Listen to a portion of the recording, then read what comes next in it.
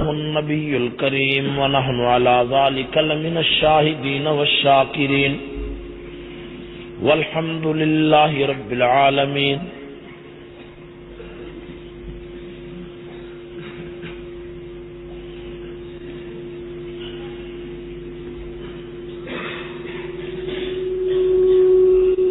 امیر شام تیری جاہ و منزلت کی قسم،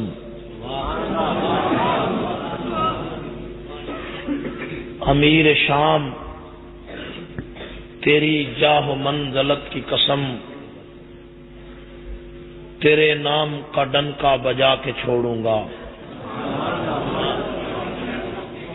تیرے نام سے جو جلتے ہیں ملحد و زندیق، تیرے نام سے جو جلتے ہیں ملحد و زندیق، ان کو خدا کے غضب سے ڈرا کے چھوڑوں گا.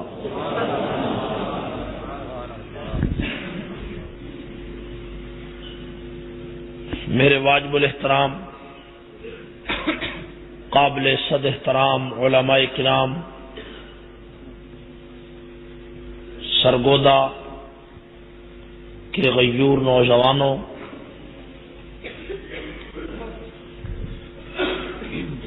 دوستو، انجمن سپاہ صحابہ کے کارکنوں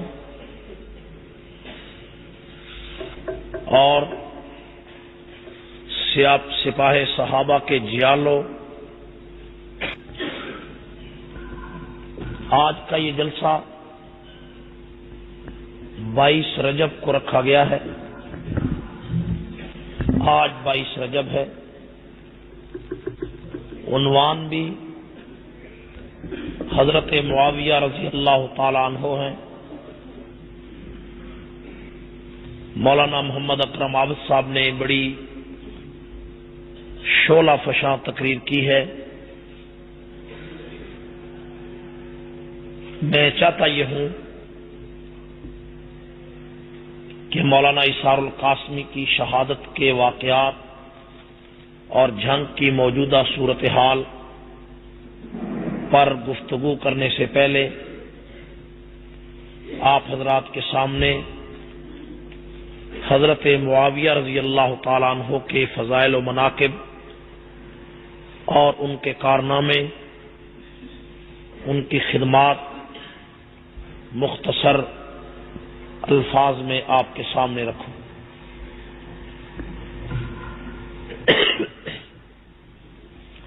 میرے بھائیوں،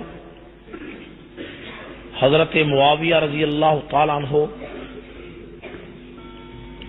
کوئی معمولی صحابی نہیں ہے. شیعیت نے اور شیعہ مورخین نے سینکڑوں برس تک حضرت معاویہ کے درخشندہ کارناموں پر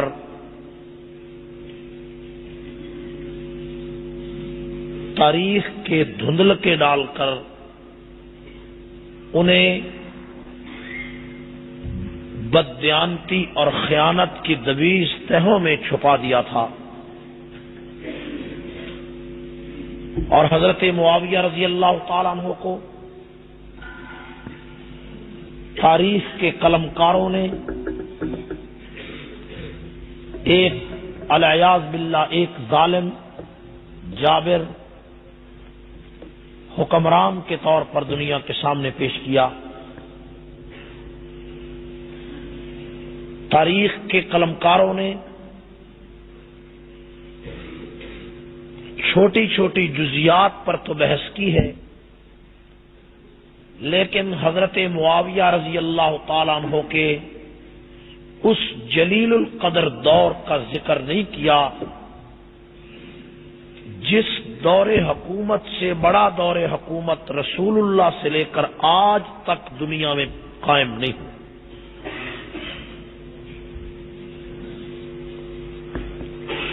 حضرت معاویہ رضی اللہ تعالیٰ عنہ ایک جلیل القدر ہستی،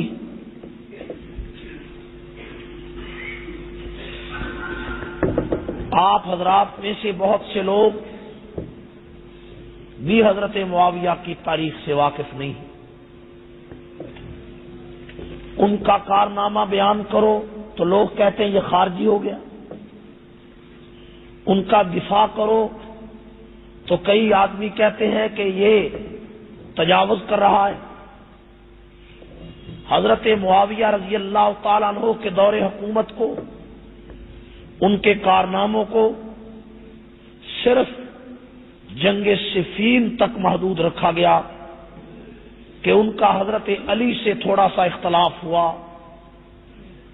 حضرت معاویہ رضی اللہ تعالیٰ عنہ پر پیغمبر علیہ السلام کی 12 احادیث موجود ہیں، لیکن لوگوں کے سامنے صرف ایک حدیث بیان کی جاتی ہے، اللہم اجعل معاویہ ہادیا مہدیا۔ حضرت معاویہ کی رسول اللہ سے 3 رشتہ داریاں، لیکن پیغمبر کی ایک رشتہ داری کے ام حبیبہ امیر معاویہ کی بہن پیغمبر کی بیوی تھی، اس کے علاوہ اور کوئی بات نہیں ذکر کی جاتی۔ امیر معاویہ رضی اللہ تعالیٰ عنہ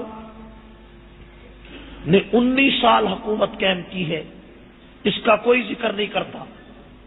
12 سال 19 سال کے علاوہ 20 سال امیر معاویہ شام اور اردن کے 2 ملکوں کے گورنر رہے ہیں، ان کا کوئی ذکر نہیں کرتا۔ امیر معاویہ دنیا کے نصف سے زیادہ خطے پر اسلامی حکمران رہے ہیں، ان کا کوئی ذکر نہیں کرتا۔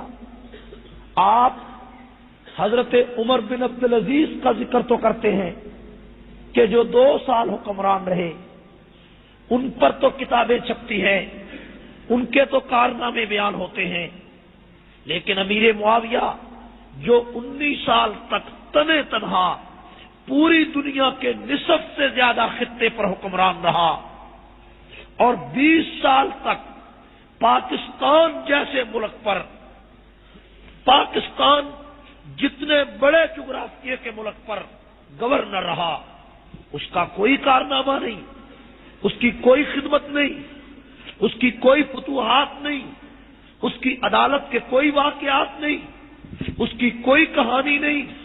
اس نے کتنی مسجدیں بنائی؟ کبھی آپ نے کسی مقرر سے سنا اس نے کتنی مسجدیں بنائی؟ اس نے کتنے لاکھ انسانوں کو کلمہ پڑھایا؟ آپ نے کبھی سنا؟ آپ نے یہ بھی کبھی سنا کہ امیر معاویہ وہ واحد انسان ہے جس نے خانہ کعبہ پر سب سے پہلے غلاف چڑھایا؟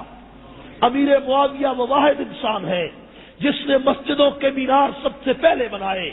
امیر معاویہ واحد انسان ہے جس نے بچوں کا نام کمیٹیوں میں درج کرانے کا محکمہ جاری کیا؟ امیر معاویہ وہ انسان ہے کہ جس نے قرآن کی خلفائے اربعہ کے بعد دنیا میں سب سے زیادہ خدمت کی ہے۔ امیر معاویہ وہ انسان ہے کہ جس نے دنیا کا سب سے بڑا شہر قیصاریہ، جس میں 1 لاکھ پولیس روزانہ گشت کرتی تھی، وہ شہر امیر معاویہ نے خود قیادت کر کے فوج کی فتح کیا، اور اس شہر کو فتح کر کے اس کے چوک میں لاہور کی شاہی مسجد سے دگنی بڑی جامع مسجد اپنے خرچ سے تیار کر کے پوری دنیا کا سب سے بڑا اسلامی مرکز تیار کیا۔ نعرہ تکبیر، معاویہ، تکبر معاویہ، سیاست معاویہ، حکومت معاویہ۔ میرے بھائیوں، میٹرک کی کتاب ہے، نام تاریخ اسلام کا، گالی امیر معاویہ کو۔ ایف اے کی کتاب ہے، نام تاریخ اسلام کا، گالی امیر معاویہ کو۔ بی اے کی کتاب ہے، نام تاریخ اسلام کا، گالی امیر معاویہ کو۔ ایم اے کی تاریخ ہے، نام تاریخ اسلام کا، گالی امیر معاویہ کو۔ کیوں کہ چیتڑے سارے شیعہ کے لکھے ہوئے ہیں۔ تبری کا چیتڑا شیعہ کا ہے، مسعودی کا چیتڑا شیعہ کا ہے، ابن ابی مخنف کلبی کی تاریخ شیعہ کی ہے، ابی الحدیث کی تاریخ شیعہ کی ہے، لوط بن یحییٰ کی تاریخ شیعہ کی ہے، اور بڑی بڑی تمام تاریخوں کے مورخ سب شیعہ ہونے کی وجہ سے امیر معاویہ کی خدمات کو فراموش کر کے، امیر معاویہ کی کہانیوں کو بھلا کر، امیر معاویہ کے کارناموں کو بھلا کر انہیں صرف جنگ صفین کا ہیرو بنا کر پیش کیا گیا کہ صرف حضرت علی سے ان کی لڑائی ہوئی، اور حضرت علی سے جو ان کی لڑائی ہوئی وہ تو تمہیں یاد ہے، وہ تمہیں وہ لڑائی کیوں نہیں یاد جو امیر معاویہ نے سمندروں میں لڑ کے یورپ کے دروازے پہ محمد کا اسلام پہنچایا۔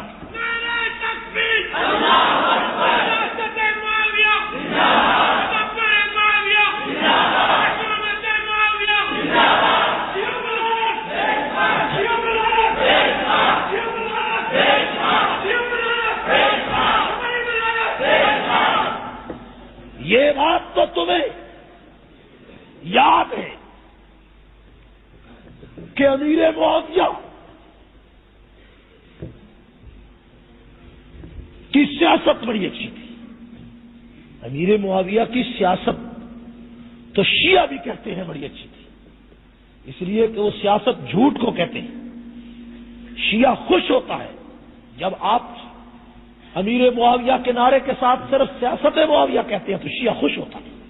یہ بھی میری بات یاد رکھیں، امیر معاویہ کے بارے میں آپ شان امیر معاویہ کیوں نہیں کہتے، فراست امیر معاویہ کیوں نہیں کہتے، عظمت امیر معاویہ کیوں نہیں کہتے؟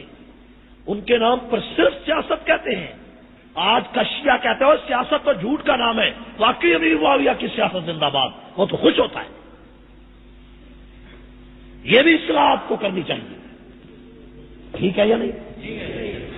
میرے بھائیوں، میں اس موڈ میں نہیں ہوں کہ امیر معاویہ کی پوری تاریخ آپ کے سامنے بیان کروں، اس پر میری اور بھی کئی جگہ پر تفصیلی تقاریر ہو چکی ہیں، کیسٹیں موجود ہیں۔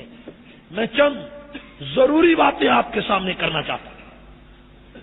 میرے بھائیوں، امیر معاویہ رضی اللہ تعالیٰ عنہ میں کس تکڑی پہ تولوں، کس ترازو پہ تولوں، کس کسوٹی پہ پرکھوں، کس معیار پہ جانچوں؟ بتاؤ۔ تاریخ امیر معاویہ کو گالی دیتی ہے، مولوی گالی دیتا ہے، پیر جانتا کچھ نہیں، تاریخ دان جانتا کچھ نہیں۔ کس معیار پہ پرکھا جائے، کس سے پوچھا جائے کہ معاویہ کون تھا؟ تاریخ شیعہ نے لکھی ہے، میں امیر معاویہ کی شان کس سے پوچھوں؟ آؤ آج ہم عاجز ہو کر اللہ کے دروازے پر سوال کرتے ہیں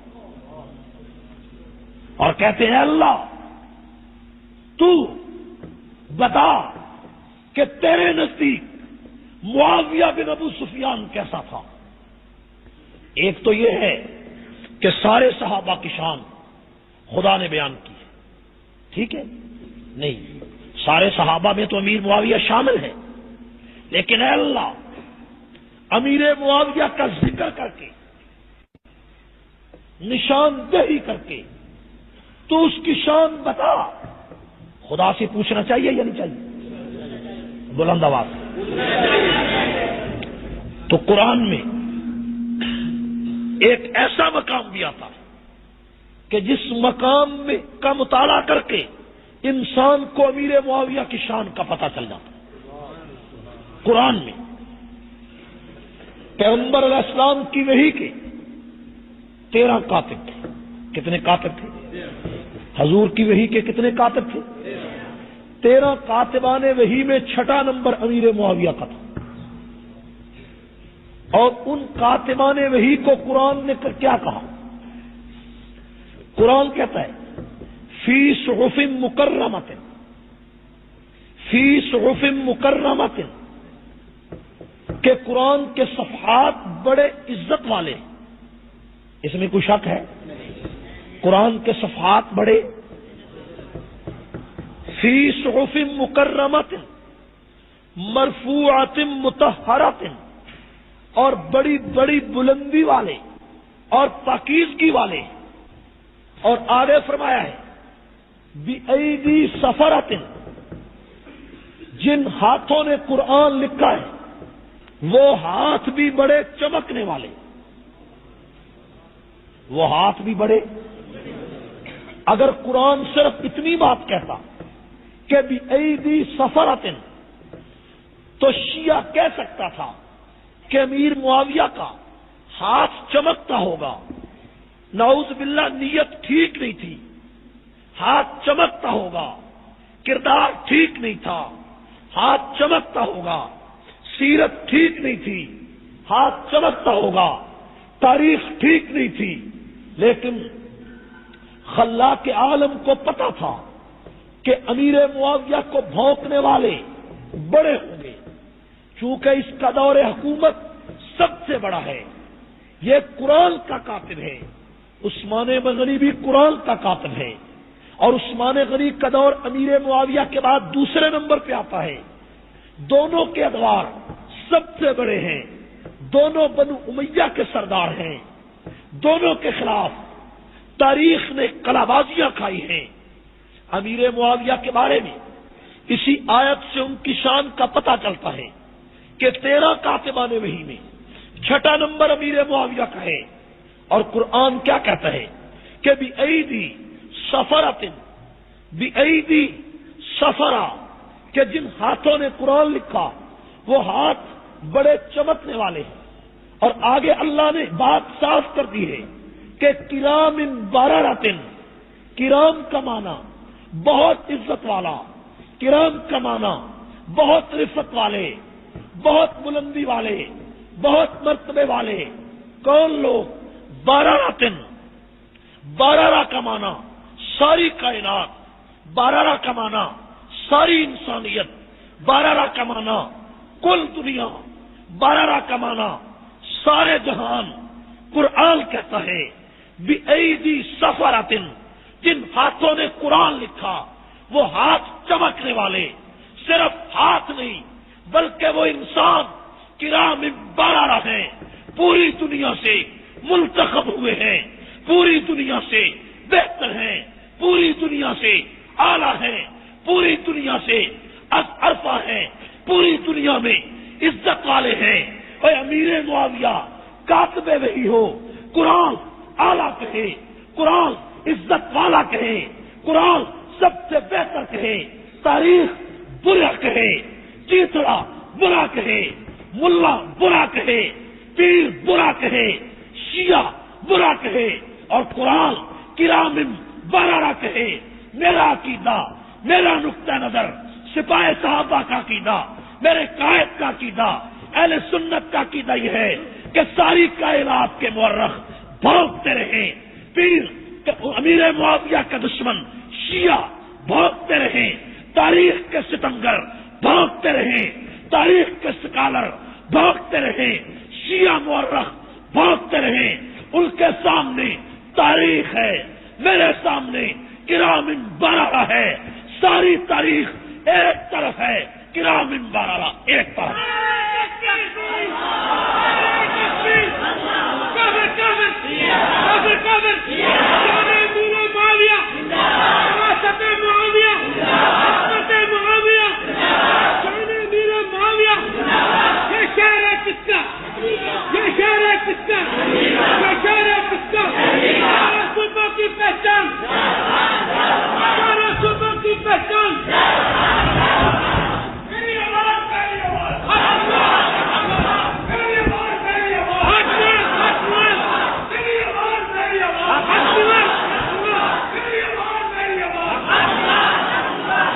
سرگودا کے شہیدوں فیصلہ قرآن نے کر دیا ہے کہ کرام بررۃ امیر معاویہ روئے زمین کے بہترین انسانوں میں شامل ہے یا نہیں؟ کوئی دنیا کا مورخ امیر معاویہ کو کتابت وحی سے نکال نہیں سکا. امیر معاویہ کاتب وحی ہے، اس کا ذکر بخاری شریف میں ہے کہ امیر معاویہ کاتب وحی ہے. اور امیر معاویہ بخاری شریف کی روایت کے مطابق کاتب وحی ہے، اور قرآن کے مطابق روئے زمین کا بہترین انسان ہے. اب پاکستان کا کوئی مفکر کہے کہ امیر معاویہ ظالم تھے، امیر معاویہ جابر تھے، میں اس مفکر کے قلم کو توڑ دوں گا، سوچ پہ لعنت ڈالوں گا۔ کیوں کہ ایک طرف اس کی تاریخ ہے، دوسری طرف کرام بررہ ہے۔ یہ شیعہ سارے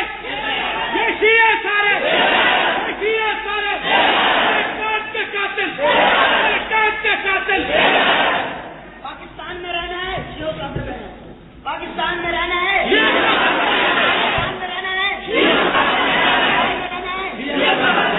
حضرت معاویہ رضی اللہ تعالیٰ عنہ کے بارے میں قرآن نے کیا کہا؟ کرام بررہ، کیا کہا؟ 13 کاتبان وحی، 13 کی شان بیان کی ہے، اور ان 13 میں حضرت کعب بھی ہیں، حضرت زید بھی ہیں، حضرت عثمان غنی بھی ہیں، امیر معاویہ بھی ہیں۔ تو قرآن کریم ان کو کیا کہتا ہے کہ سب سے بہترین انسان، کیا کہتا ہے؟ سب سے، ان کو ان کی مخصوص کاتبان وحی کی جماعت کی شان بیان کرتا۔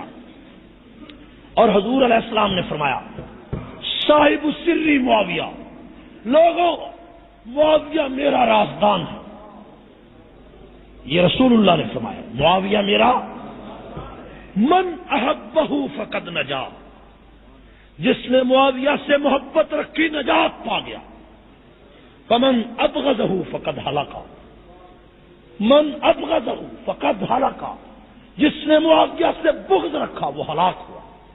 نبی کی یہ حدیث نہیں یاد، پیغمبر کی یہ حدیث یاد نہیں کہ رسول اللہ صلی اللہ علیہ وسلم نے فرمایا، ابن ماجہ میں ہے کہ یبعث اللہ معاویہ یوم القیامت وعلیہ رداء من نور الایمان، معاویہ قیامت کے دن اس حال میں اللہ کی عدالت میں پیش ہوگا کہ اس کے چہرے پر نور ایمان کی چادر ہو۔ کاتب قرآن سیدنا امیر معاویہ، وراثت معاویہ، عصمت معاویہ۔ پیغمبر علیہ السلام کی 2 حدیثوں کا میں ترجمہ سنانا چاہتا ہوں، آپ کی توجہ میری طرف رہے گی۔ صرف 2 حدیثیں۔ حضور علیہ السلام نے ارشاد فرمایا، احلم من امتی معاویہ، معاویہ میری امت کا سب سے بڑا حوصلے والا ہے، یہ حضور کی حدیث ہے۔ میری امت کا سب سے بڑا بردبار معاویہ بن ابو سفیان، یہ حدیث حضور نے کب فرمائی؟ عجیب و غریب واقعہ سوائے کے محرقہ میں بھی ہے، تطہیر الجنان میں بھی ہے۔ ابن حجر مکی نے بڑی تصریح کی، اس نے لکھا ہے کہ حضور علیہ السلام کے آخری 2 سالوں میں امیر معاویہ حضور کے خصوصی خادم تھے، پیغمبر کو وضو کراتے تھے، اور حضرت معاویہ فرماتے ہیں کہ وضو کے بعد جو پانی بچ جاتا تو پیغمبر وہ پانی کے چھینٹے میرے منہ پر پھیرتے۔ ایک مرتبہ وضو کے چھینٹے پیغمبر نے بچائے اور اس طرح میرے منہ پر چھینٹے مارے، اور چھینٹے مار کر فرمایا، یا معاویہ تھا ان ولیتم الامر فاتق اللہ، اے معاویہ جب تجھے حکومت ملے تو اللہ سے ڈرتے رہنا۔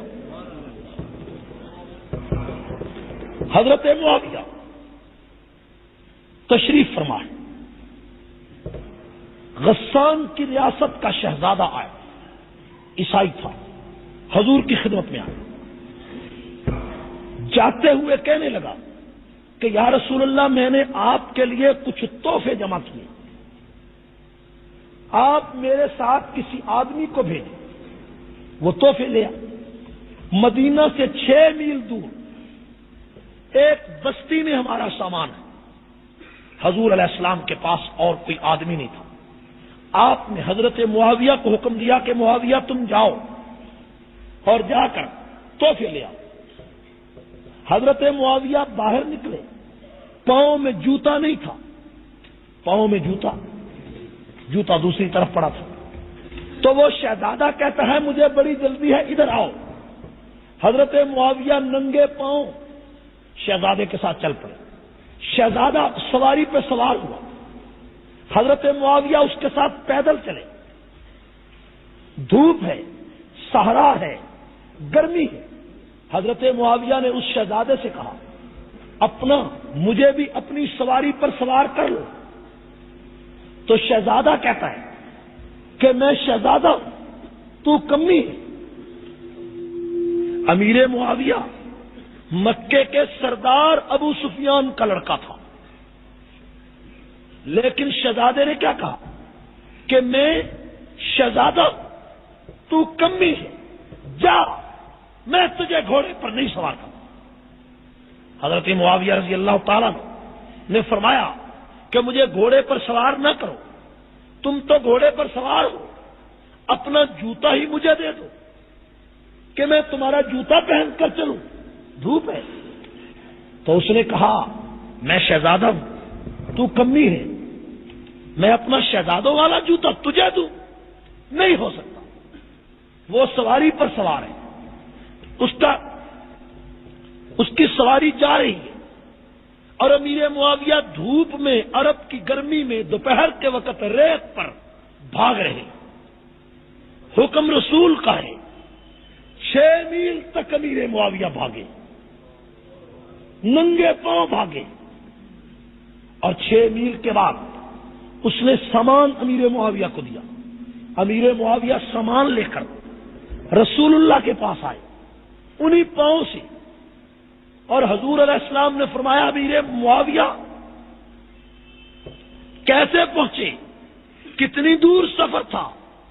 تو حضرت معاویہ نے سارا واقعہ سنایا کہ یا رسول اللہ ننگے پاؤں گیا ہوں، حکم آپ کا تھا، تو میں نے تو جوتا بھی نہیں پہنا کہ حکم میرے نبی کا ہے، کہیں تاخیر نہ ہو جائے۔ تو رسول اللہ صلی اللہ علیہ وسلم نے پورا واقعہ سننے کے بعد فرمایا احلم من امتی معاویہ، میری امت کا سب سے بڑا حوصلے والا معاویہ ہے۔ یہ بات اگر یہاں تک ہوتی تو میں اس کو ذکر نہ کرتا، میں آگے چلتا ہوں۔ حیرت انگیز بات بتانا چاہتا ہوں، اس واقعہ کے پورے 35 سال کے بعد، کتنے سال کے بعد؟ 35 سال کے بعد امیر معاویہ جب دمشق میں حکمران بنے اور تخت خلافت پر بیٹھے، امیر معاویہ کی فوجیں غسان کے ملک کو فتح کرنے گئی۔ 3 مہینے کے بعد غسان کی فوجیں واپس آئیں تو ان کے پاس 4,500 قیدی تھے۔ کتنے قیدی تھے؟ ان قیدیوں کے ہاتھ بندھے ہوئے تھے رسیوں سے، اور پاؤں بھی رسیوں سے بندھے ہوئے تھے۔ ان قیدیوں میں جو سب سے آگے قیدی تھا، آگے وہی قیدی تھا جو غسان کی ریاست کا وہی شہزادہ تھا۔ کون سا شہزادہ والا؟ جس نے امیر معاویہ کو پہننے کے لیے جوتا بھی نہیں دیا تھا، وہ شہزادہ آگے آگے، ہاتھ رسیوں سے بندھے، پاؤں بھی بندھے ہوئے۔ امیر معاویہ رضی اللہ تعالیٰ عنہ تخت خلافت پر ہے۔ فرمایا ادھر آؤ بھائی، ایک صحابی کو کہا کہ اس کے ہاتھ سے رسیاں کھول دو، اس کے پاؤں سے رسیاں کھول۔ ہاتھ سے رسیاں اور پاؤں کھولی اور اس کو بلایا، اور بلا کر کہا تم کون ہو؟ کہنے لگا میں غسان کی ریاست کا بادشاہ ہوں، میرے باپ نے مسلمانوں سے ٹکر لی، میں نے بڑا سمجھایا، باپ نہیں مانا، چنانچہ باپ جنگ میں مارا گیا اور میں گرفتار ہو کر تمہارے دربار میں آیا۔ وہ پہچان نہ سکا کہ یہ شخص کون ہے۔ امیر معاویہ نے فرمایا کہ تم شہزادے ہو، بادشاہ کے لڑکے ہو؟ جی بادشاہ کا لڑکا۔ تم 1 مہینہ تک میرے دسترخوان شاہی کے مہمان بنو گے، 1 مہینہ تک میرے مہمان رہو گے۔ امیر معاویہ رضی اللہ تعالیٰ نے اس کو مہمان بنایا۔ جب وہ چلنے لگا تو 10,000 درہم اسے ہدیے کے طور پر دیا۔ وہ چل پڑا، ایک آدمی سے کہتا ہے کہ اس کا نام کیا ہے؟ یہ بادشاہ بڑا اچھا ہے، یہ حکمران بڑا اچھا ہے۔ تو اس نے کہا کہ اس کا نام معاویہ بن ابو سفیان ہے، یہ ہمارے پیغمبر کا خصوصی صحابی ہے۔ 10,000 درہم لے کر چلا ہے، چند قدم چل کر واپس آیا اور واپس آ کر کہتا ہے معاویہ تم بتاؤ کون ہو، میں نے تمہیں کہیں دیکھا ہوا۔ حضرت معاویہ نے فرمایا ہاں میں نے تو پہلے دن ہی تمہیں پہچان لیا تھا کہ تم شہزادے ہو اور میں محمد کا کمی ہوں، میں محمد مصطفیٰ کا کمی ہوں، غلام ہوں، نوکر ہوں۔ اس نے وہ 10,000 امیر معاویہ کے پاؤں میں پھینک دیا اور کہا کہ اتنا بڑا اخلاق تو چشمے فلک نے نہیں دیکھا کہ میں نے تجھے جوتا نہیں دیا، میں نے تجھے پیدل چلایا اور آج گرفتار ہو کر تیرے دربار میں آیا تو مجھے انعام دیتا ہے۔ جلدی کر معاویہ اپنے پیغمبر کا کلمہ پڑھا دے۔ نعرہ تکبیر! چیتڑے پہ پرکھتا ہے، میں معاویہ کو قرآن کے معیار پہ پرکھتا ہوں۔ تاریخیں رتی کی ٹوکری میں جائیں، تاریخیں گندی ٹوکری میں جائیں، قرآن بھی عظیم ہے، نبی کا فرمان بھی عظیم ہے۔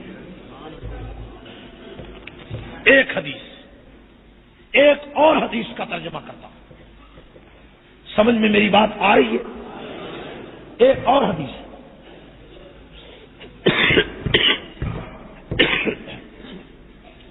حضور علیہ الصلوۃ والسلام ام ہانی کے گھر میں رضی اللہ تعالیٰ عنہ، ام ہانی کے گھر میں تشریف فرما ہے۔ ام ہانی،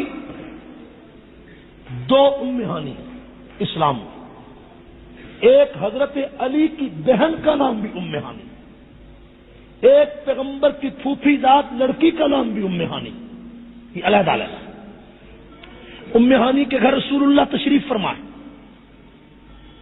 آرام کر رہے ہیں، دوپہر کا وقت، دوپہر کا وقت۔ ام ہانی کہتی ہے کہ اچانک میں نے دیکھا کہ پیغمبر کی آنکھ کھلی اور نبی مسکرانے لگے۔ پیغمبر مسکرائے تو جنت کا دروازہ کھلتا ہے، کھلتا ہے یا نہیں؟ نبی مسکرائے۔ ام ہانی کہتی ہے میں نے عرض کیا یا رسول اللہ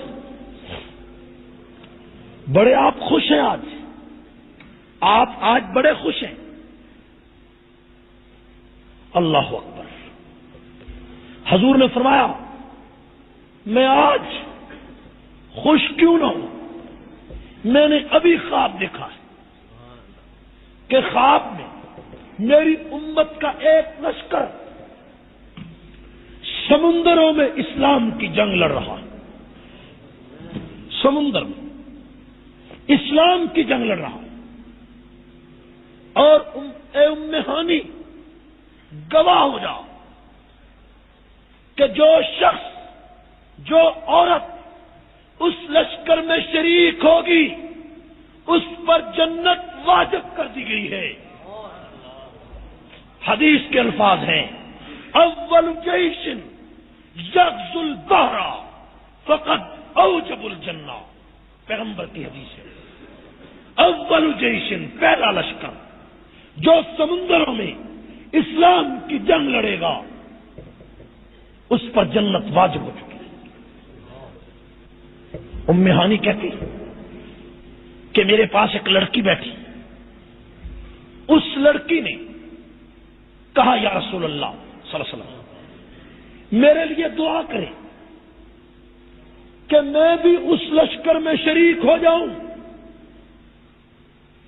اس لڑکی کا نام تھا ام حرام۔ کیا نام تھا؟ لڑکی کا نام تھا۔ حضور نے ہاتھ اٹھائے، فرمایا اے اللہ اس ام حرام کو بھی اس لشکر میں شریک کرنا۔ نبی نے دعا مانگی، بات ختم ہو۔ ام حرام کہتی کہ ہجرت کے بعد میں مدینہ آئی تو میں نے میری شادی ایک جلیل القدر صحابی حضرت عبادہ بن صامت رضی اللہ تعالیٰ عنہ سے ہوئی. شادی ہو گئی، حضور دنیا سے چلے گئے، صدیق اکبر کا دور آیا، فاروق اعظم کا دور آیا، عثمان غنی کا دور آیا. ام حرام کہتی ہیں کہ میں صحن میں بیٹھی، ایک آدمی نے آواز لگائی، او مدینہ کے لوگوں،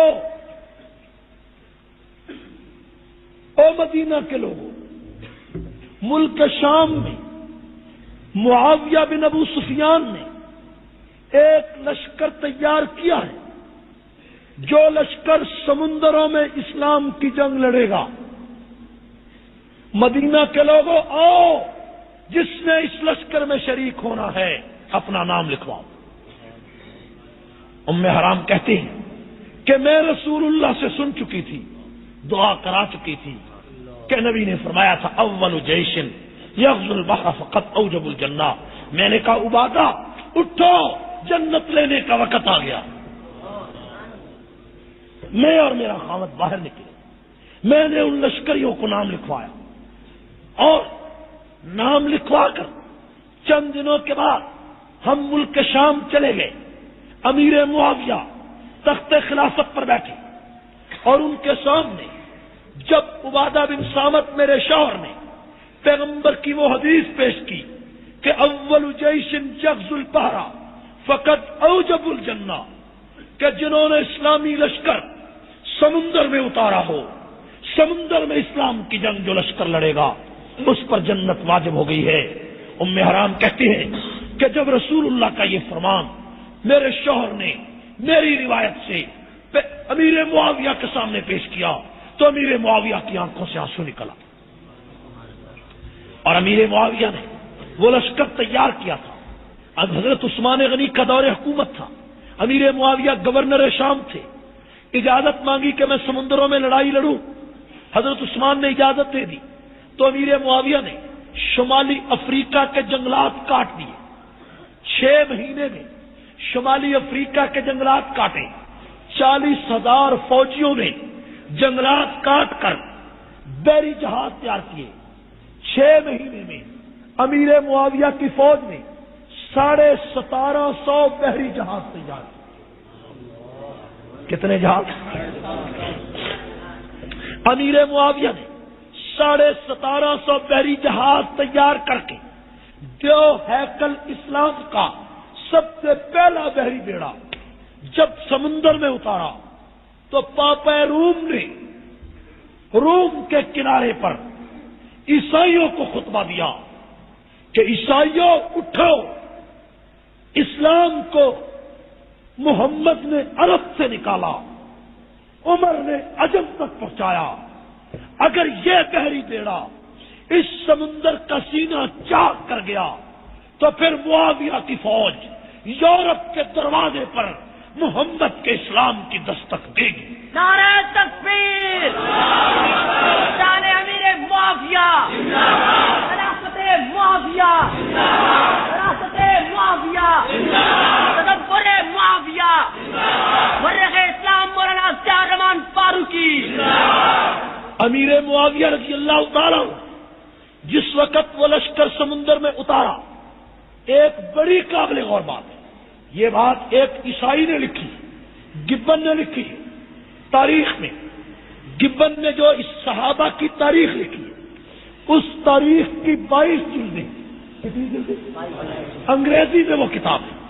گبن کہتا ہے کہ معاویہ کا ایک وہ کارنامہ جو آج تک دنیا کی آنکھوں سے اوجھل رہا وہ یہ تھا کہ جب 1750 بحری جہاز سمندر میں اتارے تو معاویہ نے اس سے پہلے پوری دنیا میں اپنی مملکت کے تمام قرآن کے قاریوں کو شام میں بلایا. قرآن کے قاریوں کی تعداد 750 تھی تو معاویہ نے 70 جہازوں پر 10 قرآن کے قاری بٹھا دیے. 1750 جہازوں میں 70 جہاز نکال لیے اور 10 قاری بٹھا کر کہا کہ قاریوں تمہاری کوئی منزل نہیں ہے، تم نے اپنے جہازوں کو سمندر میں پھیرنا ہے، جہاں کوئی جزیرہ نظر آئے جہاز روکو اور جزیرے میں جا کر اسلام کی دعوت پیش کرو۔ یہ جتنے بھی دنیا میں جزیرے ہیں، یہ نیروبی ہے، سماٹرا ہے، یہ افریقہ کے جزیرے ہیں، جوہانسبرگ ہے، جتنے بھی جزیرے جن کی تعداد 65 سے زیادہ ہے، ان تمام جزیروں میں بمائے انڈونیشیا کے اسلام امیر معاویہ کے اس کاریوں کے لشکر نے بھیجا کہ جن کاریوں نے جا کر ایک ایک جھونپڑی میں، ایک ایک سمندر کے کنارے پر محمد کے دین کا پرچم بلند کیا۔ اور وہ لشکر جو 1750 جہازوں پر مشتمل سمندر میں اترا، پاپا روم کا سینہ چیر کر وہ آگے بڑھا، قسطنطنیہ کے قریب پہنچا، اور اسی لشکر نے جب درہ دانیال پہ پڑاؤ ڈالا، درہ دانیال ترکی کا سب سے بڑا درہ ہے، جب وہ سمندر ترکی کے کنارے پر وہ لشکر پہنچا تو اسی مقام پر حضرت ام حرام ایک گھوڑے سے نیچے گری اور گر کر شہید ہو گئی، اور ام حرام کی قبر آج بھی استنبول میں اسی دریا کے کنارے پر بنی ہوئی۔ اب مجھے بتاؤ کہ وہ ام حرام جو اس حدیث کی راوی ہے کہ اول جیش یغزو البحر فقد اوجب الجنہ، کہ پہلا لشکر جو سمندروں میں اتارے گا وہ جنتی ہوگا، اور پہلا لشکر بھی وہ جس کے لیے دعا نبی نے مانگی، اس لڑکی کے لیے بھی دعا پیغمبر نے مانگی، لڑکی بھی اس لشکر میں شریک ہے، شہید بھی وہاں ہوئی ہے۔ تو اب مجھے بتاؤ سرگودا کے لوگوں، قرآن نے امیر معاویہ کو کرام بررہ کہا، پیغمبر نے اول جیش سے جنتی کہا، نبی نے اعلم من امتی کہا، پیغمبر نے یبعث اللہ معاویہ یوم القیامہ وعلیہ رضا من نور الایمان کہا۔ اب بتاؤ کہ میں معاویہ کو قرآن کی تکڑی پہ تولوں، تاریخ کی تکڑی پہ تولوں، قرآن کی تکڑی پہ تولوں، تاریخ کے ترازو پہ تولوں، پیغمبر کے فرمان کی تکڑی پہ تولوں، یا تاریخ کے ترازو پہ تولوں؟ میرا عقیدہ ہے، میرا نظریہ ہے کہ تاریخ، تمام دنیا کے درخت تاریخ بن جائیں، پتے کاغذ بن جائیں، درخت کلمے بن جائیں، سمندر سیاہیاں بن جائیں، اور امیر معاویہ کے خلاف لکھنے لگ جائیں، زبانیں بھونکنے لگ جائیں، لکھتے لکھتے کاغذ مٹ جائیں، قلم ٹوٹ جائیں، زبانیں تھک جائیں، ان تمام کاغذوں کو، کلموں کو، زبانوں کو جہنم کا ایندھن بنا سکتا ہوں۔ اللہ کے اس حکم کے مقابلے میں، کرام بررہ کے مقابلے میں ساری کائنات کو قربان کر سکتا ہوں، کرام بررہ کو سینے سے لگا سکتا ہوں۔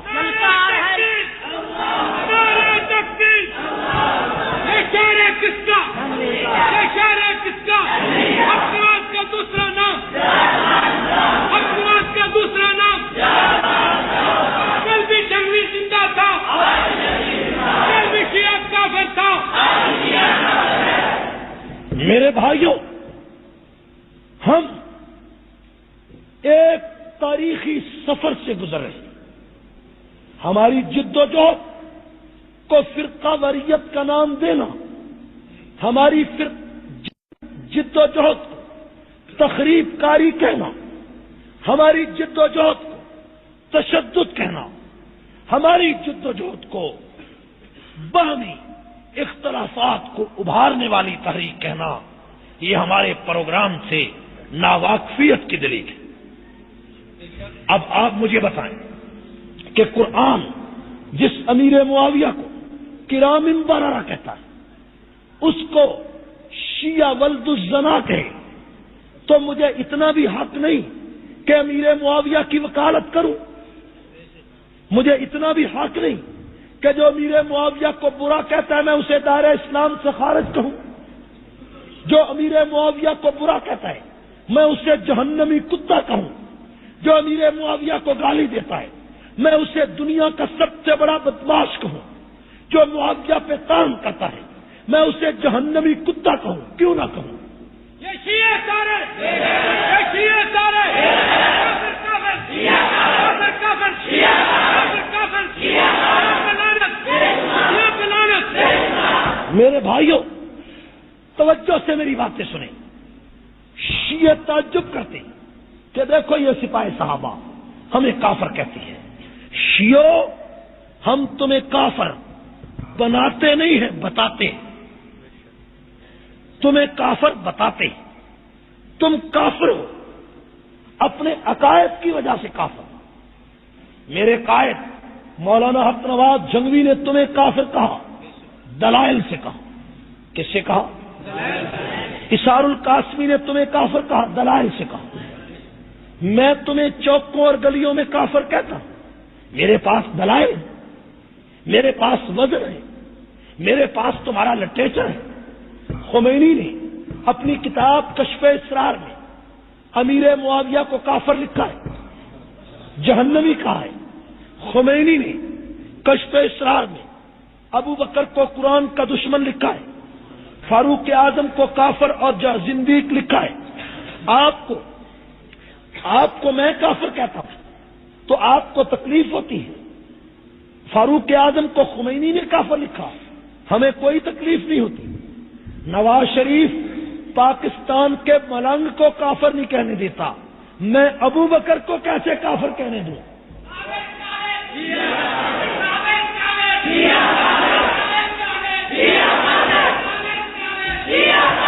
ہماری حکومت شیعہ کو کافر نہیں کہنے دیتی، ہماری حکومت ملنگ کا تحفظ کرتی ہے، ہم صدیق کی چوکیداری کرتے ہیں۔ ہماری حکومت مدعے کی اولاد کی رکھوالی ہے، ہم ابو بکر کے نوکر ہیں۔ تم شیعہ کی وکالت کرو۔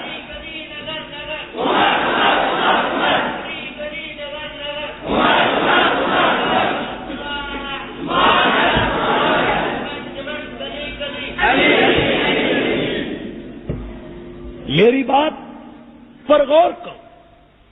میاں نواز شریف کو جو پاکستان کے وزیر اعظم، ان کو ہمارا کوئی خطیب، میرا کوئی ساتھی برا کہتا ہے، حکومت کہتی ہے تم نے اچھا نہیں کیا۔ نواز شریف کو برا کہو تو اچھا نہیں ہے، ابو بکر کو برا کہو تو اچھا ہے، فاروق اعظم کو گالی دو تو اچھا ہے، عثمان غنی پر اعتراض کرو تو اچھا ہے۔ تم کیوں نہیں یہ بات سمجھتے؟ سپاہی صحابہ شیعہ کو ان دلائل کی بنیاد پر کافر کہتی، اور شیعہ یہ تو جلسوں میں نعرہ لگتا ہے، وہ بڑا قریب ہے کہ جب پاکستان کے وزراء، حکمران، سی ایس پی افسران، D I G, commissioner, D C, S P, ممبران اسمبلی بھی جب تمہیں کافر کہیں گے، وہ وقت بڑا قریب ہے۔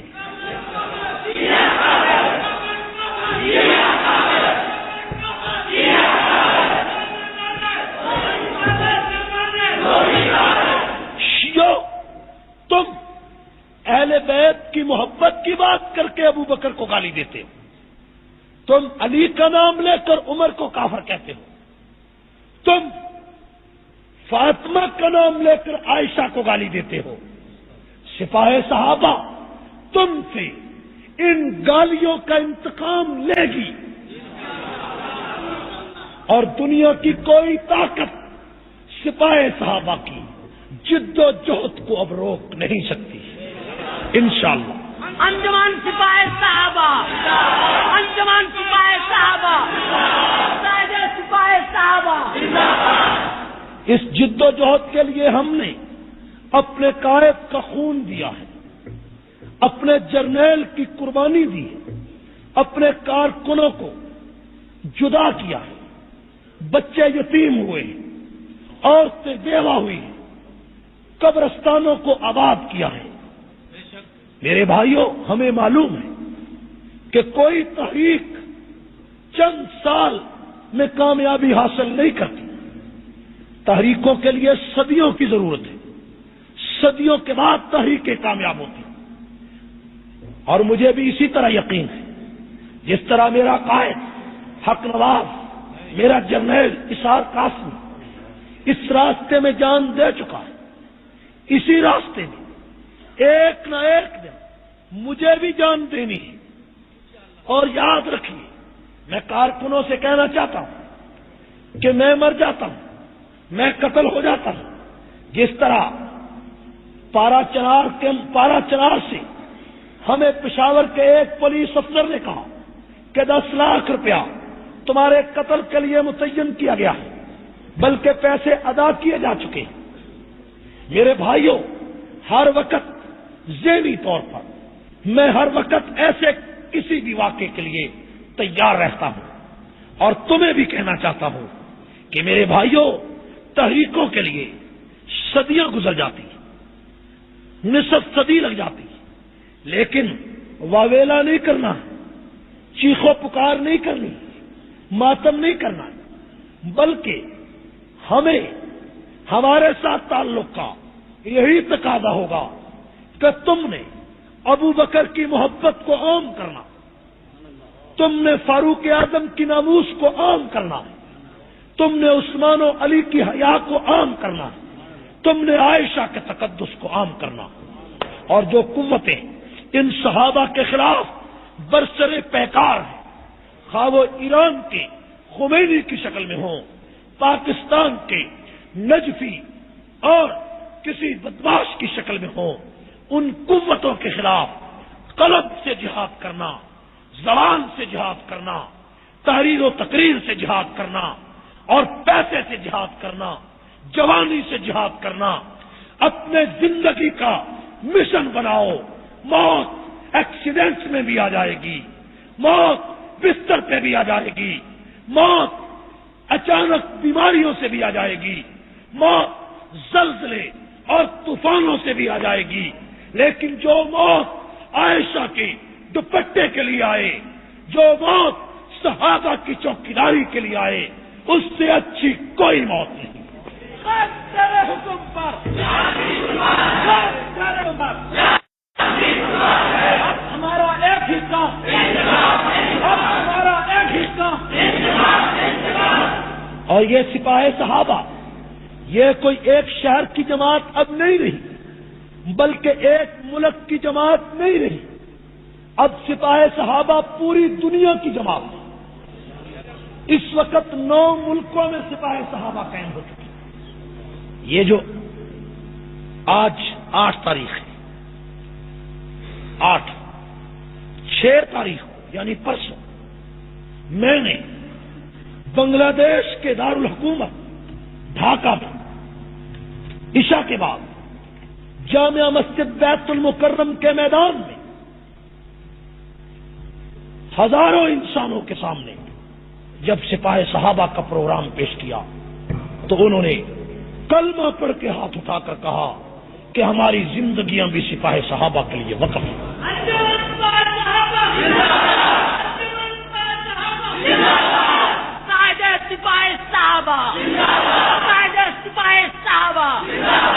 سنیت کے ترجمان ہمارا نوجوان. میں تمہیں دعوت دیتا ہوں، جاؤ مکہ میں، مدینہ میں، عرب امارات میں، لندن میں، ہانگ کانگ میں، بنگلہ دیش میں، انڈیا میں جاؤ، جہاں پر میرا قائد نہیں پہنچا، میں نہیں پہنچا، ان جزیروں میں بھی سپاہ صحابہ قائم ہو چکی. اور اللہ کی توفیق سے اس وقت 4 کتابیں انگریزی میں میری چھپ چکی ہیں، جن کو 23 فروری کو لاہور میں جن کا انشاءاللہ افتتاح ہوگا. اور وہ تمام کتابیں پوری دنیا میں صحابہ کے پروگرام کے لیے شائع کی گئی. اس کے ساتھ ساتھ لاکھوں کی تعداد میں عربی میں، اردو زبان میں ہم سپاہ صحابہ کا لٹریچر شائع کر رہے ہیں. شائع کرنا چاہیے. مولانا حق نواز کے پیغام، سپاہ صحابہ کی دعوت کو پوری دنیا کی ہر قوم کے سامنے ہم پیش کرنا چاہتے ہیں۔ ہمارا دعویٰ یہ ہے کہ اسلام نظام خلافت راشدہ کا نام ہے۔ نظام خلافت راشدہ کا انقلاب پوری دنیا میں آنا چاہیے یا نہیں چاہیے؟ اگر ایران کی 60% شیعہ آبادی اپنے ملک کو اثنا عشری ریاست قرار دلوا سکتی ہے تو میرا حق ہے کہ میں 98% سنیوں کی آبادی کے ملک میں پاکستان کو سنی اسٹیٹ قرار دلواؤں۔ یہ میرا حق ہے یا نہیں؟ ہم یہ حق وصول کریں گے۔ پاکستان کا صدر اور وزیر اعظم سنی ہو، یہ بات آئین میں لکھوانا ہمارا فریضہ ہے، ہمارا حق ہے۔ ہمیں یہ حق لینا چاہیے یا نہیں چاہیے؟ اور کرکٹ پر چھٹی کرتے ہو، فٹ بال کی ٹیم آ جائے تو چھٹی کرتے ہو، اور صدیق کے لیے چھٹی کیوں نہیں کرتے؟ ابو بکر کے یوم وفات پر چھٹی کرنا اور ریڈیو ٹیلی ویژن سے خصوصی پروگرام نشر کرانا ہمارا حق ہے۔ ہم یہ حق لیں گے، ہم یہ اپنا حق۔ آپ کو معلوم ہے میں نے ملتان کی قلعے پر ہونے والی کانفرنس میں 25 جنوری کو اعلان کیا ہے، اور آج یہاں بھی اعلان کرتا ہوں کہ آئندہ ریڈیو ٹیلی ویژن کا جو اسٹیشن صدیق اکبر، فاروق اعظم، عثمان غنی، حضرت علی المرتضیٰ پر ریڈیو کا جو اسٹیشن، ٹیلی ویژن کا جو اسٹیشن خصوصی پروگرام کم از کم 8 دن تک نشر نہیں کرے گا، اس ریڈیو اسٹیشن کا سپاہ صحابہ گھراؤ کریں۔ انجمن سپاہ صحابہ، انجمن سپاہ صحابہ، تکبیر، یہ شہر ہمارا، یہ شہر ہمارا، یہ شہر ہمارا۔ یہ اتنی ضرورت نہیں ہے میرے پاس۔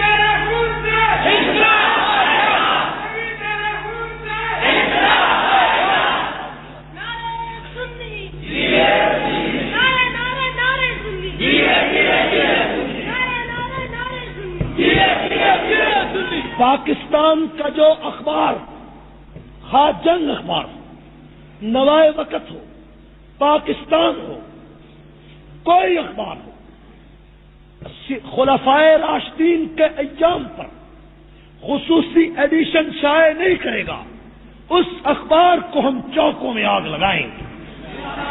لگائیں گے یا نہیں لگائیں گے؟ آپ اس کے لیے تیار ہو؟ چاہے تمہارے قدم بڑھاؤ، چاہے تمہارے قدم بڑھاؤ، چاہے تمہارے قدم بڑھاؤ۔ میں نے پہلی مرتبہ فیصل آباد کے 4 جنوری کے جلسے میں گھنٹہ گھر میں ہزاروں انسانوں کے اجتماع میں ٹیلی ویژن اور ریڈیو کو چیلنج دیا تھا۔ آپ نے اس مرتبہ سنا ہوگا کہ ٹی وی میں خصوصی پروگرام صدیق اکبر کے نشر کیے گئے ہیں یا نہیں؟ یہ پہلی مرتبہ ہوا، بلکہ ٹی وی میں اعلان ہوا ہے کہ صدیق اکبر پر اس اہتمام کے ساتھ یہ پروگرام پہلی مرتبہ نشر کی جائے۔ یہ سپاہ صحابہ کی قربانیوں کا نتیجہ۔ ہم نے ان کو خطوط لکھے، ان کو وفد ملوائے، جلسہ عام میں انہیں متنبع کیا۔ پاکستان کا مسلمان ریڈیو کی فیس برداشت کرتا ہے، ٹی وی کی فیس برداشت کرتا ہے، اخبارات پر پیسہ خرچ کرتا ہے، اس کا حق ہے کہ اس کی اکثریتی آبادی اپنے عقیدے کے مطابق ٹی وی اور ریڈیو سے خصوصی پروگرام نشر کروائے۔ تم نشر نہیں کرو گے، ہم تمہارا گھیراؤ کریں گے۔ تیرے حکم پر، تیرے حکم پر۔ ایسا ہونا چاہیے یا نہیں چاہیے؟ اب 21 رمضان آ رہا، حضرت علی کا یوم شہادت آج کے بعد، ٹھیک ہے؟ 21 رمضان سے پہلے 8 دن پہلے ہمارا ایک وفد ٹیلی ویژن ریڈیو کے ڈائریکٹرز کو ملے گا اور اس کے سامنے اپنے مطالبات پیش کرے گا۔ اگر ہمارے مطالبات نہ مانے گئے تو سپاہ صحابہ ریڈیو اور ٹی وی اسٹیشنوں کے سامنے مقررہ تاریخ کو احتجاج کرے گی اور ان کا گھیراؤ کرے گی. کرنا چاہیے جن چاہیے. اس کے بعد 18 ذی الحج عثمان غنی کا یوم شہادت، 1 محرم حضرت فاروق اعظم کا یوم شہادت. آپ اس کے لیے تیار ہیں؟ میرے بھائیو، مولانا اسحاق القاسمی کو بے دردی سے ظلماً شہید کیا گیا. شیخ اقبال نے شیعہ سے مل کر بلکہ ساجد نقوی سے مل کر سازش تیار کی، اور عین الیکشن کے دن میں، اس لیے کہ لوگ کہیں یہ سیاسی مسئلہ تھا، ایک سازش کے تحت مولانا اسحاق القاسمی کو قتل کر دیا. حکومت کہتی ہے یہ صرف سیاسی کیس ہے. میں سوال کر سکتا ہوں کہ مولانا اسحاق القاسمی کو کس وجہ سے قتل کیا گیا؟ اگر یہ سیاسی قتل تھا تو جو امیدوار مقابلے میں شیخ اقبال کے کھڑا تھا، میاں اقبال، اس کو قتل کیا جاتا. ٹھیک ہے. اگر یہ سیاسی قتل تھا، توجہ کرے گی، بیٹھا جا کیا کرتے. اگر یہ سیاسی قتل تھا تو میاں اقبال حسین جو شیخ اقبال کا مد مقابل امیدوار تھا، اس کو قتل کیا جاتا. اسحاق القاسمی تو نہ امیدوار تھا، نہ وہ پولنگ ایجنٹ تھا. اسے کس حیثیت سے مارا گیا؟ اگر ایم این اے کی حیثیت سے مارا جاتا تو جس دن وہ الیکشن جیتا تھا اس دن مارا جاتا، یا اس کا مد مقابل امان اللہ اس کو مارتا. اسے صرف نائب سرپرست اعلیٰ سپاہ صحابہ کی حیثیت سے مارا گیا. اور جب اس کی حیثیت سے مارا گیا ہے تو یہ صرف سیاسی کیسے ہے، یہ مذہبی کیوں نہیں؟ پھر شیخ اقبال کے ساتھ جو قاتل پکڑے گئے ان میں 3 شیعہ ہیں. وہ کون ہے؟ ناصر احمد کون ہے؟ احمد خان کون ہے؟ اور تیسرا ایک شیعہ وہ کون ہے؟ یہ شیعہ کہاں سے آئے؟ اور جائے وقوع پر جو کلاشن کوفوں کے 3 لائسنس ملے وہ جنگ کے نام پر شیعوں کے ہیں، اور وہ میں نے اپنے ہاتھ سے پکڑ کر انتظامیہ کو دیے ہیں. اگر صرف شیخ اقبال ہی کا تعلق ہے تو نامور جنگ کے شیعوں کے اسلحہ کے لائسنس جائے وقوع پر کیا کرنے آئے؟ ان کو کیوں لایا گیا؟ تم دھوکہ دیتے ہو، ہمیں چکر دینا چاہتے ہو، فریب دیتے ہو کہ یہ صرف سیاسی بات ہے. ساجد نقوی 30 دسمبر کو جنگ میں کیوں آئے؟ میں سوال کرتا ہوں. مجھے بتایا جائے پورے ملک میں Sajid Naqvi P D A کے امیدواروں کی حمایت کرتا ہے پورے ملک میں، اور جنگ میں آئی جی آئی کے امیدوار کی حمایت کیوں کرتا ہے؟ شیخ اقبال آئی جی آئی کا امیدوار، جبکہ پی ڈی اے کا صوفی اشرف پیپل پارٹی کا امیدوار جو حلیف ہے ساجد نقوی کا، سیاسی حلیف ہے، اس کی حمایت کیوں نہیں کرتا؟ اور آئی جی آئی کے شیخ اقبال کی حمایت کیوں کرتا ہے؟ اس کی بنیاد کیا ہے؟ میرا دعویٰ یہ ہے کہ اس کی بنیاد سپاہ صحابہ کو کرش کرنا اور اسحاق القاسمی کو قتل کرنا. اور پھر وہ جس محفل میں ساجد نقوی نے تقریر کی، شیخ اقبال وہاں موجود ہے اور وہاں نعرے لگے کہ ہمیں قاسمی اور فاروقی کا سر چاہیے. اس کے بعد معاہدہ ہوا اور معاہدے کے بعد سازش تیار ہوئی. اب اسحاق القاسمی کے قتل کے باقی تمام ملزم پکڑے گئے اور ان کا کیس فوری عدالت میں داخل کر دیا گیا، لیکن ساجد نقوی کو کیوں نہیں گرفتار کیا گیا؟ وہ بھی اسحاق القاسمی کے قتل کا نامزد ہوا.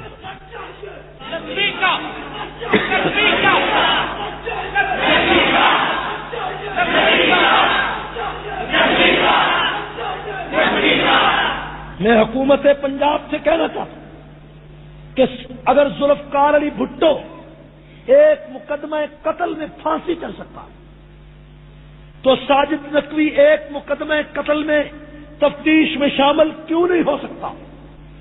تمہیں ساجد نقوی اسحاق القاسمی کے قتل کی تفتیش میں شامل کرنا پڑے گا. اور اس کے لیے سپاہ صحابہ تم پر دباؤ ڈالیں.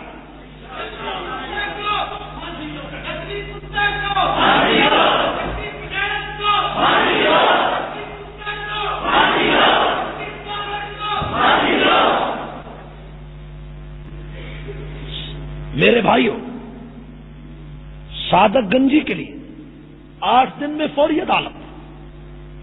صادق گنجی کے لیے 8 دن کے اندر فوری عدالت.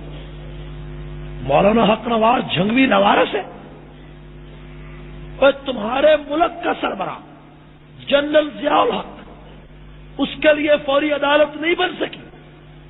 حق نواز جھنگوی کے لیے نہیں بن سکی. علامہ ثانی ظہیر کے لیے فوری عدالت نہیں بن سکی.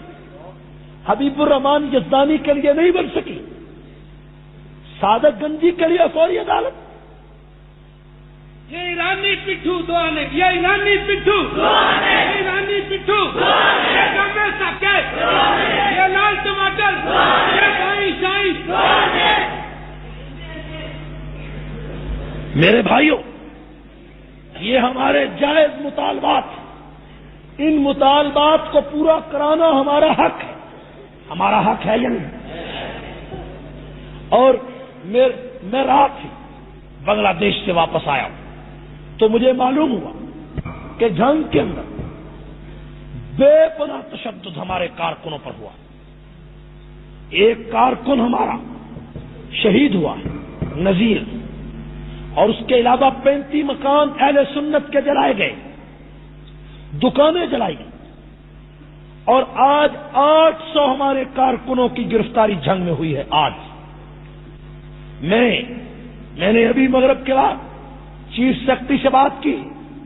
ہم نے ان پر واضح کر دیا، میں نے انہیں کہا ہے کہ تمہاری جنگ کی انتظامیہ کے ساتھ ہمارا بائیکاٹ ہے. یہ بدماشوں کو اور چوروں کو، ڈاکوؤں کو، شیعہ گنڈوں کو تحفظ دے رہی ہے. اور سنیوں کے لیے 5 دن سے جنگ شہر میں کرفیو ہے، کوئی وقفہ نہیں دیا گیا. آٹا، دودھ، پانی کی قلت کی وجہ سے گھروں میں بچے تڑپ رہے. جنگ کتنی عجیب بات ہے کہ 15 دن پہلے special branch CID police government کو اطلاع دیتی جنگ انتظامیہ کہ پشاور سے جنگ کے لیے اسلحہ روانہ ہوا ہے، میاں والی کے راستے جنگ پہنچ رہا ہے، اس میں کلاشن کوف ہے، لیکن جنگ کی انتظامیہ نے وہ اسلحہ نہیں روکا. 4 دن کے بعد وہ اسلحہ چلا تو ہمارے سینکڑوں کارکن زخمی ہوئے اور پورے شہر میں قیامت برپا کر دی. اور سن 47 کے بعد سے لے کر آج تک جنگ میں سنیوں پر اتنا بڑا ظلم نہیں ہوا جتنا ظلم ان 4 دنوں. سن لو ایرانیوں، سن لو ایرانیوں، اگر جنگ کے واقعات پر سپاہ صحابہ پورے ملک میں احتجاج کرنے کا اعلان کرے تو تم ہمارا ساتھ دو گے؟ جو ساتھ دیں گے دونوں ہاتھ کھڑا کریں.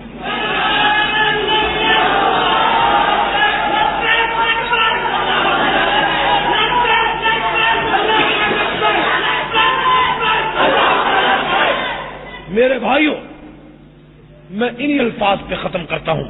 وآخر دعوانا الحمدللہ رب العالمین. بھائی کوئی اٹھ کر نہ جائے، بیٹھے. بھائی ایک ضروری اعلان، بیٹھ جائے. ایک ضروری، جو شخص سپاہ صحابہ سے مخلص ہے بیٹھ جائے، ایک لمحے میں بیٹھ جائے. آخری بات کرتا ہوں، آخری بات. بھائی شیعہ لوگ 22 رجب کو کنڈے کرتے ہیں. کیا کرتے ہیں؟ کنڈے کا معنی ہے بیڑا غرق ہونا. کنڈے کا معنی کیا ہے؟ اور امام جعفر صادق رحمت اللہ علیہ کی یوم ولادت 8 رمضان ہے اور وفات 13 شوال ہے. 55 سال عمر ہے. 22 رجب کے ساتھ ان کا کوئی تعلق نہیں. یہ امام جعفر صادق کی بجائے حضرت امیر معاویہ کی وفات کی خوشی میں شیعہ حلوہ تقسیم کرتا ہے. صحابی کی وفات کی خوشی میں جو حلوہ کھائے آج کے بعد وہ سور کھائے. کیا کھائے؟ ہاتھ کھڑا کریں. اور دوسرا اعلان، توجہ، کہ شیخ اقبال نے ایک چٹائی ہے، بیٹھ جائیں. کیا ہو گیا آپ کو؟ ساجد نقوی نے بیان دیا کہ شیخ اقبال انجمن سپاہی صحابہ کا سرپرست رہا ہے.